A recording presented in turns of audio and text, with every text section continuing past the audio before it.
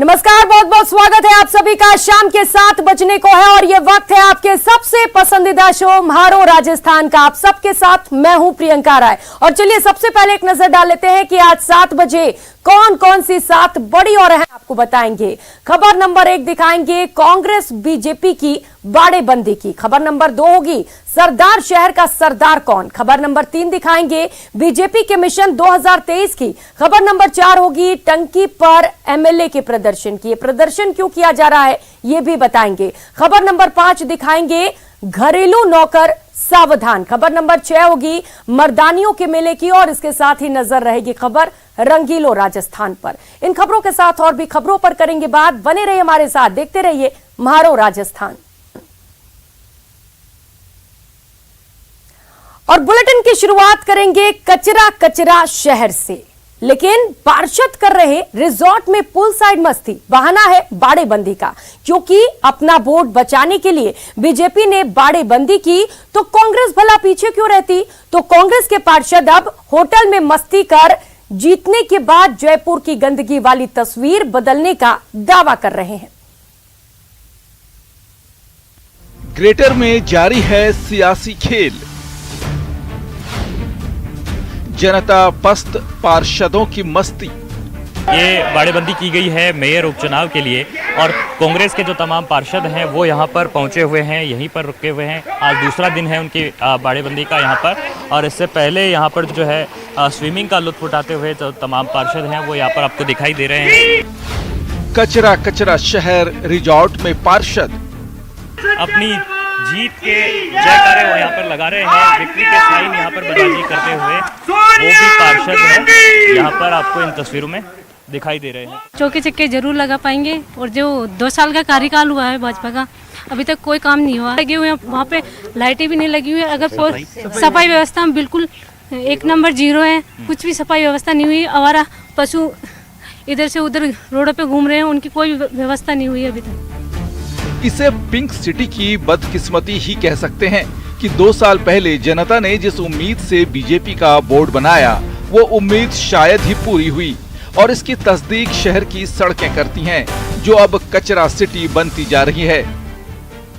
भ्रष्टाचार भी देखा है उनके चेयरमैन और जो खुद मेयर साहिबा जो है तत्कालीन जो बनी थी, 200 करोड़ का जो बीबीजी का कंपनी का जो घोटाला था उसमें 20 करोड़ रुपए में जो घूस लेते हुए जो कांड हुआ था, उससे लेकर के आप चाहे शहरी विकास में आप देख लो, जितने भी वार्ड हैं आप कोई 0 काम बीजेपी का रहा है 2 सालों में। हमने बीजेपी के पार्षद, हम कांग्रेस के पार्षद सभी बहुत परेशान रहे हैं, तभी हमें एक नया मौका मिला है और हम चाहते हैं इसमें बीजेपी के पार्षद भी हमें समर्थन दे चुके हैं और जो बच्चे हैं वो भी हमें समर्थन दे देना। तो अगले आने वाले 3 साल बीजेपी के लिए भी अच्छे होंगे और हमारे लिए भी बहुत अच्छे होने वाले हैं।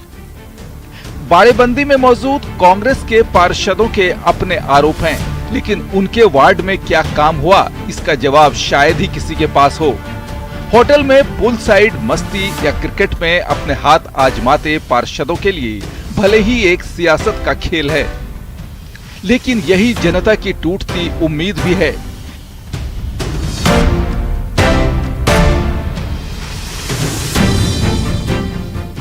ग्रेटर की सियासी नौटंकी तो जनता 2 साल से देख ही रही है। अब कांग्रेस का दावा है कि जीत के साथ ही सब कुछ सुधर जाएगा।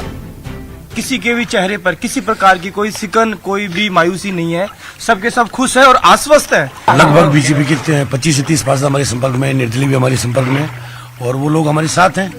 तो हम तो मस्त है, इसीलिए मस्त है कि हमें पता है कि हम तो आसान नहीं है। मतलब ये जो दावा आसान उनके लिए नहीं है, हमारे लिए आसान है। आसान उनके लिए नहीं है। विकास के कार्य शून्य रहे। मैं बताना चाहता हूँ, पार्षद जो बीजेपी के पार्षद है वो अपने अंतरात्मा की आवाज से हमें वोट करेंगे। ये बाड़ेबंदी नहीं है, हमारा प्रशिक्षण शिविर है और एक जगह हम सब लोग मिलकर आगे की रणनीति बना रहे हैं। हमारे नेताओं के संपर्क में भारतीय जनता पार्टी के 30 पार्षद हैं। महापौर पद के उपचुनाव में बीजेपी और कांग्रेस के बीच रस्साकसी तेज हो रही है। बीजेपी की रश्मि सैनी और कांग्रेस की हेमा सिंघानिया के बीच मुकाबला है। कांग्रेस और बीजेपी की बाड़ेबंदी में सख्त इंतजाम है। सूत्रों के मुताबिक बीजेपी के कई पार्षद अभी बाड़े से बाहर हैं। बाहर रहने वाले पार्षदों की संख्या करीब 25 बताई जा रही है, तो कांग्रेस के पार्षद करीब करीब बाड़े में पहुंच चुके हैं। बहरहाल मेयर की चुनाव के बाद शहर की तस्वीर कितनी बदलेगी ये कहना तो अभी मुश्किल है। हालांकि जनता का जो भी दर्द हो, सियासत का मनोरंजन काल जारी है। ये कांग्रेस का बोर्ड जो है जयपुर के नगर निगम ग्रेटर में बनाने की जो दावे हैं वो कांग्रेस के पार्षदों द्वारा किए जा रहे हैं बाड़ेबंदी से, और लगातार ये कहा जा रहा है कि जो भीतरघात बीजेपी में रहेगी उसका लाभ उन्हें जरूर मिलेगा, और इसी उम्मीद के सहारे वे अपने इस चुनावी मैदान में उतरे हुए हैं। कैमरा पर्सन अविनाश के साथ महेश दाधिच, न्यूज़ 18 जयपुर। तो वही बीजेपी ग्रेटर नगर निगम मेयर चुनाव में पूरी सतर्कता बरत रही है। पार्टी के प्रदेशाध्यक्ष सतीश पूनिया ने कहा कि पार्टी एकजुट है, भीतर घात का कोई खतरा नहीं है। उनकी नीयत खराब है, लेकिन फिर भी भारतीय जनता पार्टी के पास उसके बहुमत से भी ज्यादा वोट आएंगे। ऐसा चमत्कार तो उन्होंने कोई किया नहीं आज तक कि लोग उनके पास चल के आएंगे, लेकिन ये संकेत कर रहा है कि कांग्रेस की अपनी आधार भी खत्म हो गया, दुर्दशा होगी, उनमें खुद में इतना विग्रह है कि वो मुझे लगता है अपना घर संभाल लें तो बेहतर है। कर रहा पार्षद पूरे सभी संपर्क में हैं, लेकिन जो बिस्तर पे है उसको भी यदि आप अनुपस्थित मानेंगे तो वो आपकी काउंट में आएगा, लेकिन हमारे लूप में सब। और चलिए रुक कर लेते हैं बड़ी खबर का। कांग्रेस के कैंप में 50 पार्षद के पहुंचने का दावा किया जा रहा है। महापौर कैंडिडेट हेमा सिंघानिया और पार्षदों के साथ रणनीति बनाई गई है। कांग्रेस नेता पुष्पेंद्र भारद्वाज ने कैंप में पहुंचकर योजना बनाई है। बीजेपी की अंदरूनी फूट का कांग्रेस पूरा लाभ लेने में लगी हुई है। तो उम्मीद है भारद्वाज को कि बीजेपी के अंदर जो फूट है उसका कांग्रेस को पूरा फायदा पहुंचेगा। भारद्वाज ने कहा है हमारे पास पूर्ण बहुमत नहीं है, लेकिन जो फूट है बीजेपी में उसका पूरा फायदा उठाएंगे। तो इस वक्त की बड़ी खबर आपको बता रहे हैं। बताया जा रहा है कि बाड़ेबंदी में 50 पार्षद पहुंचे हुए हैं। कैंप में इस वक्त 50 पार्षदों के होने का दावा किया जा रहा है और इसे लेकर कांग्रेस पूरी तरह से जीत के लिए आश्वस्त है। और रुक कर लेते हैं अगली खबर का। सरदार शहर विधानसभा उपचुनाव को लेकर बीजेपी भी अपनी रणनीति बनाने में जुट गई है। पार्टी के प्रदेशाध्यक्ष सतीश पूनिया और प्रदेश प्रभारी अरुण सिंह के बीच इस बारे में चर्चा की गई। पार्टी जिताऊ उम्मीदवार की तलाश कर रही है और तय माना जा रहा है कि दिवंगत कांग्रेसी विधायक के पुत्र अनिल शर्मा को कांग्रेस टिकट दे सकती है। वहीं बीजेपी सहानुभूति वोट की काट का फॉर्मूला ढूंढने में लगी है। मुझे लग रहा है कि थोड़े दिन बाद कांग्रेस पार्टी के पास एक सहानुभूति का आसरा बचेगा, क्योंकि परफॉर्मेंस की पॉलिटिक्स तो कांग्रेस करती नहीं है। इस समय जो देश में राजनीति में जो बदलाव मोदी जी के आने के बाद हुआ, जिस तरीके से घोषणाएं तो वो करते थे पर क्रियान्वित नहीं होती थी। क्या सरदार शहर का नौजवान, सरदार शहर का किसान, सरदार शहर का दलित, वंचित इस 4 साल की सरकार के कालखंड से संतुष्ट है क्या? प्रश्न ये है। और मुझे लगता है कि एक बड़ी तादाद है, केवल किसी सहानुभूति या हवा पर न जाएं और व्यवहारिक रूप से धरातल की बात करें तो कांग्रेस के खिलाफ जो जन आक्रोश है वो सरदार शहर में भी उतना ही है। अभी क्योंकि समय है, उम्मीदवार तय होना है, पार्टी का कैंपेन तय होना है, इसलिए कुछ चीजें भविष्य के गर्भ में अभी पार्टी, लेकिन इतना कह सकता हूं कि मानसिक रूप से पार्टी ने एक ब्लूप्रिंट तैयार की और हम लोग मजबूती से चुनाव में जाएंगे। उपचुनाव जो होता है वह उपचुनाव की बात अलग होती है, सहानुभूति लहर होती है। देखिए भारतीय जनता पार्टी चुनाव जीतने के लिए चुनाव लड़ती है, लेकिन हमारा मुख्य जो टारगेट है वह 2023 का जो विधानसभा चुनाव है उसको देख करके पूरी रणनीति बना रहे हैं। और 2023 का जो चुनाव है उसमें कांग्रेस का सुपड़ा साफ हो जाएगा। और उधर बीजेपी ने एक बार फिर कानून व्यवस्था को लेकर गहलोत सरकार पर बड़ा हमला बोला है। प्रदेश प्रभारी अरुण सिंह ने कहा कि प्रदेश में अपराध के तमाम रिकॉर्ड ध्वस्त हो गए और जनता के हित में आंदोलन का वक्त आ गया है।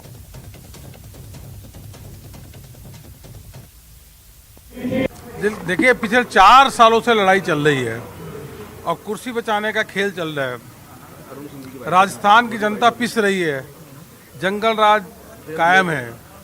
यहाँ तक कि अब शादी ब्याह में भी आके गुंडे बदमाश शादी ब्याह भी नहीं करने दे रहे हैं और बैंकों में लूट हो रही है, डकैती हो रही है, रंगदारी मांगी जा रही है, महिलाओं पे उत्पीड़न हो रहा है।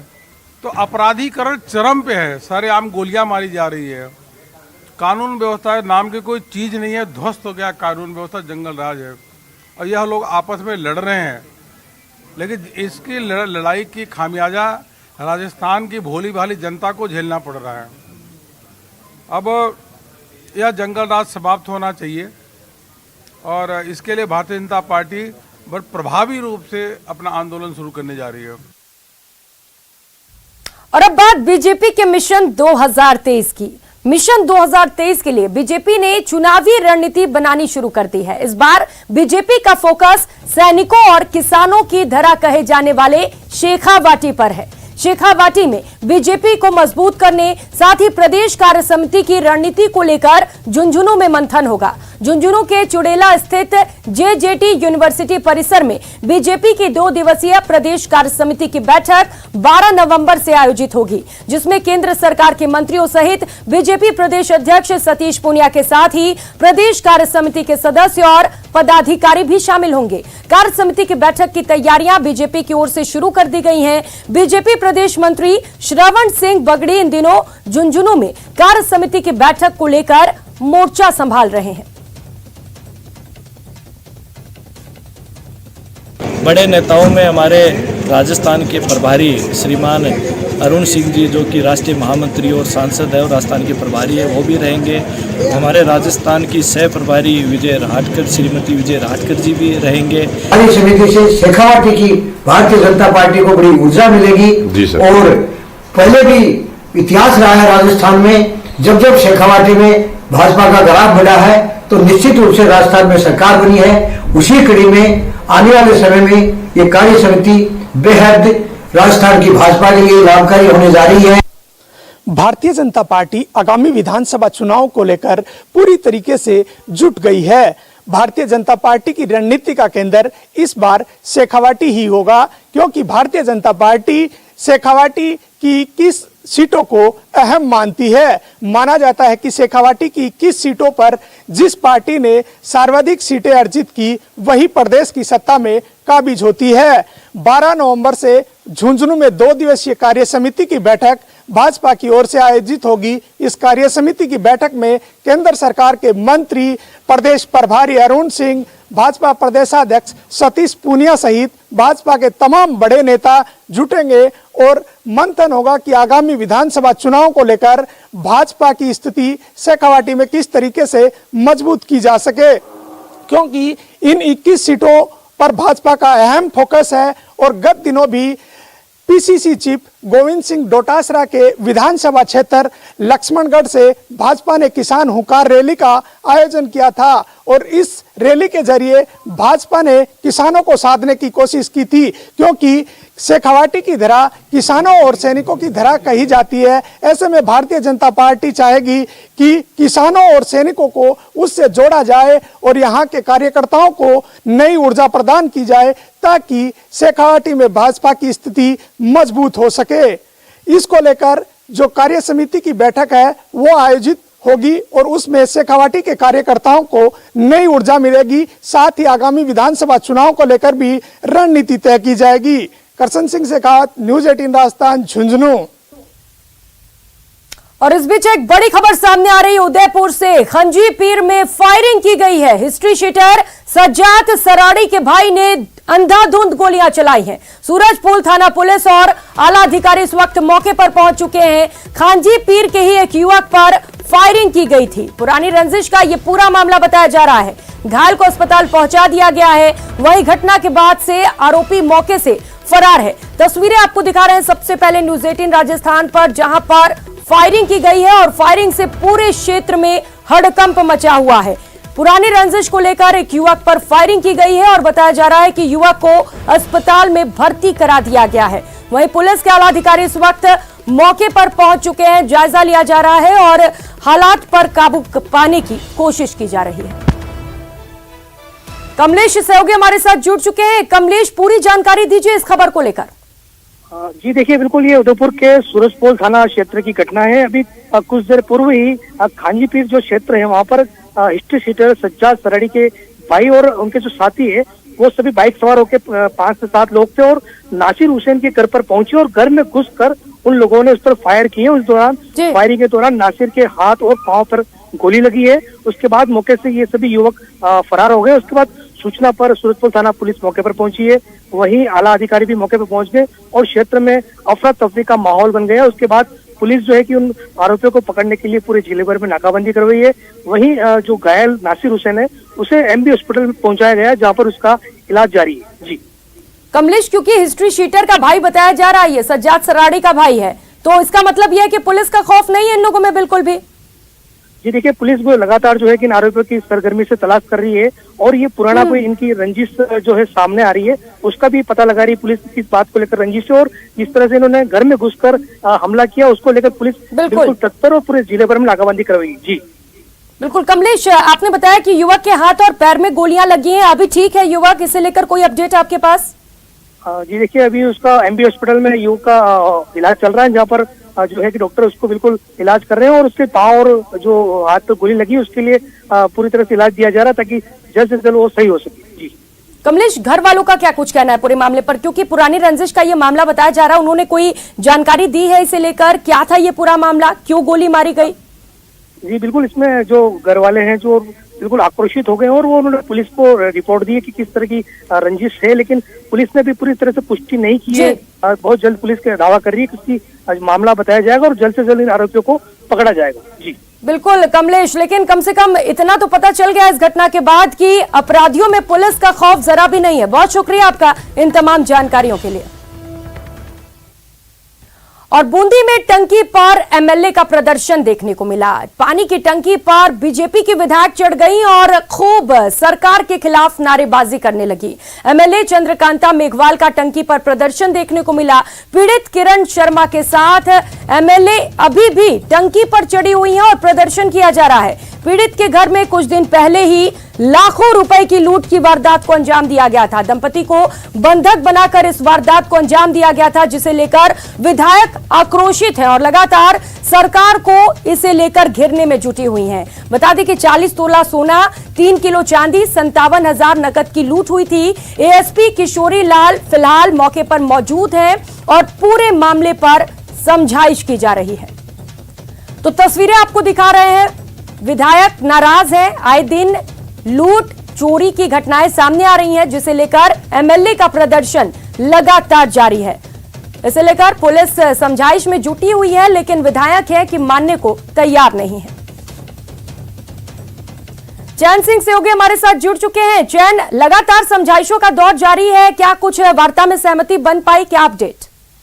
जैसे कि जो चंद्रकांता में एक बार जो भाजपा कार्यकर्ता और जो क्षेत्र में जो पीड़ित लोग हैं उनके साथ टंकी पे बैठी हुई है और इस दौरान एडिशनल एसपी किशोरी लाल सहित पुलिस अधिकारी द्वारा उनसे समझाइश की जा रही है, लेकिन विधायक चंद्रकांता मेघवाल कलेक्टर या एसपी द्वारा ठोस आश्वासन मिलने पर ही टंकी से उतरने की जिद पर अड़ी हुई है। उनका कहना है कि कलेक्टर व एसपी मौके पर आकर के पूरे थाने को निलंबित करने और जो वारदातें हुई हैं चोरी लूट की उनके जल्द पर्दाफाश का आश्वासन दे, उसके बाद में उतरने की बात कह रही है। जी बिल्कुल चैन, ठोस आश्वासन की मांग लगातार विधायक की ओर से की जा रही है। अब देखने वाली बात यह होगी कि समझाइश कब तक पूरी कर ली जाती है। बहुत शुक्रिया आपका इन तमाम जानकारियों के लिए।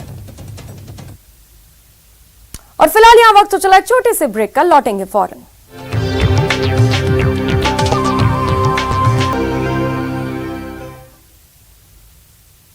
ब्रेक के बाद आप सभी का बहुत बहुत स्वागत है और खबरों में आगे बढ़ेंगे। जोधपुर में हैंडीक्राफ्ट व्यवसायी के घर से हुई 10 करोड़ की चोरी के मामले में पुलिस को पहली सफलता मिली है। पुलिस ने नागौर के कुचामन सिटी में चोरों की कार बरामद कर ली है। कार के साथ ही बंद तिजोरी, सूटकेस, गाड़ी, 2 लैपटॉप, 21,000 नकद, 3 घड़ी, 2 मोबाइल सहित अन्य सामान भी बरामद किए गए। आपको बता दें कि घर के 4 नौकरों ने शनिवार रात में जोधपुर के बिजनेसमैन परिवार को फ्राइड राइस में नींद की गोलियां मिलाकर खिला दी और व्यवसायी के हाथ से करीब 1 करोड़ की अंगूठी सहित करीब 10 करोड़ का माल पार कर लिया। कुचामन सिटी के डीएसपी संजीव कटेवा ने बताया कि जोधपुर पुलिस की सूचना पर कुचामन में तलाशी के दौरान कार जब्त की गई।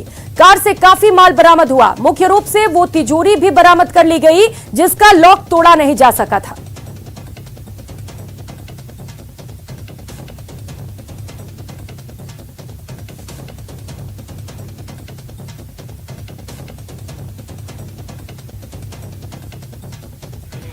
वापिस जोधपुर टीम की डीएसटी टीम भी आ गई सभी ने मिलके योजना अनुसार कार्य को आगे की प्लान किया और कुचामन से मंडावरा की रोड पे जाने वाले रास्ते पे एक व्यक्ति विशेष ने सुबह अपने शौच करने गए थे, तो उन्होंने संदिग्ध लोगों को देखा, तो उसने खबर दी कि ऐसे ऐसे जगह मैंने आदमी देखे थे। तो हमने वहाँ भी जंगलों में तलाश करी तो एक तिजोरी बंद मुद्रा में मिली और उसके पास में 2 पेचकस भी मिले। तिजोरी अब भी बंदी है। और चलिए रुक कर लेते हैं, इस बीच एक और बड़ी खबर झालावाड़ से सामने आ रही है, जहां पर एक बार फिर से एसीबी ने एक बड़ी कार्रवाई को अंजाम दिया है। नारकोटिक्स कंट्रोल ब्यूरो का एसआई पंकज मिश्रा ट्रैप कर लिया गया है। 60,000 रुपए की रिश्वत ली जा रही थी और रिश्वत लेते हुए रंगे हाथ घूसखोर को ट्रैप किया गया है। 2 दलाल भी हत्थे चढ़े हैं। एसीबी के हत्थे 3 लोग चढ़े हुए हैं, 2 दलाल और एक एसआई चढ़ा है। अफीम लाइसेंस पट्टा बनाने के बदले रिश्वत की डिमांड की गई थी और इस दौरान एसीबी ने कार्रवाई करते हुए रंगे हाथों रिश्वतखोरों को पकड़ लिया है। तो तस्वीरें आपको दिखा रहे हैं, कार्रवाई के बाद की तस्वीरें हैं, जहां पर एक नारकोटिक्स कंट्रोल के एसआई और इसके साथ ही 2 अन्य घूसखोरों को पकड़ा गया है।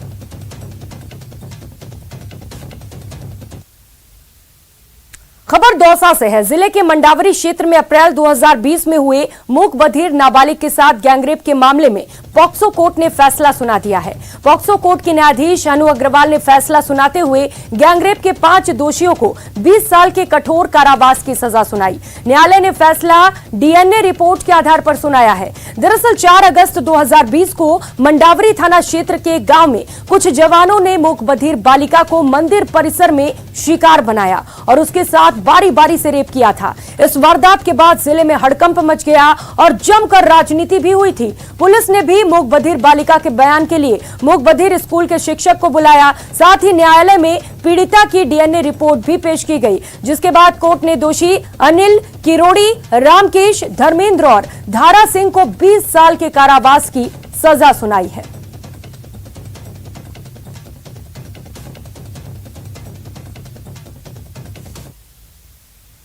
उधर देवगढ़ बस स्टैंड के पास एक लड़की ने एक शोहदे की चप्पलों से जमकर धुनाई कर दी। लड़की ने चप्पलों से शोहदे की आशिकी का भूत उतार दिया। लड़की ने छेड़छाड़ करने पर बस चालक और खलासी को चप्पल से जमकर पीटा। बस चालक और खलासी युवती से छेड़खानी कर रहे थे, जिसके बाद युवती के विरोध जताने पर लोगों की भीड़ जमा हो गई। इतना ही नहीं, युवती के साथ मौके पर मौजूद लोगों ने भी हाथ साफ कर लिया। पिटाई के बाद दोनों युवकों ने भीड़ के सामने ही युवती से माफी भी मांगी। माफी मांगने पर दोनों को छोड़ दिया गया। अब जिसका वीडियो जमकर सोशल मीडिया पर वायरल हो रहा है। तो वायरल हो रहा है ये वीडियो आपको टीवी स्क्रीन पर दिखा रहे हैं, जहां पर 2 लोगों को आशिकी करना भारी पड़ गया। युवती ने जमकर दोनों की चप्पलों से पिटाई कर डाली। और खबरों में आगे बढ़ेंगे। पाली नगर परिषद ठेकेदार हनुमान सिंह राजपुरोहित के आत्महत्या प्रकरण को बीजेपी ने गंभीरता से लिया और प्रदेश अध्यक्ष सतीश पूनिया ने नगर परिषद सभापति रेखा राकेश भाटी को बीजेपी की प्राथमिक सदस्यता से निलंबित कर दिया है। इसके साथ ही 15 दिन में जवाब पेश करने के आदेश दिए। आपको बता दें कि शुक्रवार को नगर परिषद के एक ठेकेदार ने घर में फांसी के फंदे पर लटक कर आत्महत्या कर ली और सुसाइड नोट में नगर परिषद सभापति रेखा राकेश भाटी, उसके पति राकेश भाटी पर 10% कमीशन मांगने के आरोप लगाए थे। सुसाइड नोट में लिखा गया था कि पिछले 2 साल से 2 करोड़ रुपए का भुगतान अटका है, जिसके कारण उसकी मार्केट में हालत खराब हो रही है। बैंक का भी डिफॉल्टर साबित हो गया है। तो वहीं केंद्रीय मंत्री कैलाश चौधरी के जिला परिषद की बैठक में अस्पतालों के शौचालय में गंदगी को लेकर दिए गए विवादित बयान को लेकर आक्रोश बढ़ता जा रहा है। बाड़मेर मेडिकल कॉलेज के चिकित्सकों ने जिला अस्पताल से विरोध रैली निकालकर पीएम मोदी के नाम ज्ञापन सौंपा। आपको बता दें, जिला परिषद की साधारण सभा की बैठक में अस्पतालों के शौचालय में गंदगी को लेकर मुद्दा उठा तो मंत्री कैलाश चौधरी ने चिकित्सा महकमे के अधिकारियों को जमकर खरी खोटी सुनाई। उन्होंने इतना तक कह दिया कि पीएमओ की गर्दन पकड़कर उसे बाथरूम में खड़ा रखना चाहिए ताकि उनको भी पता चल सके कि बाथरूम के अंदर कितनी गंदगी है। और फिलहाल यहां वक्त चला एक छोटे से ब्रेक का, कहीं मत जाइएगा, लौटेंगे फौरन।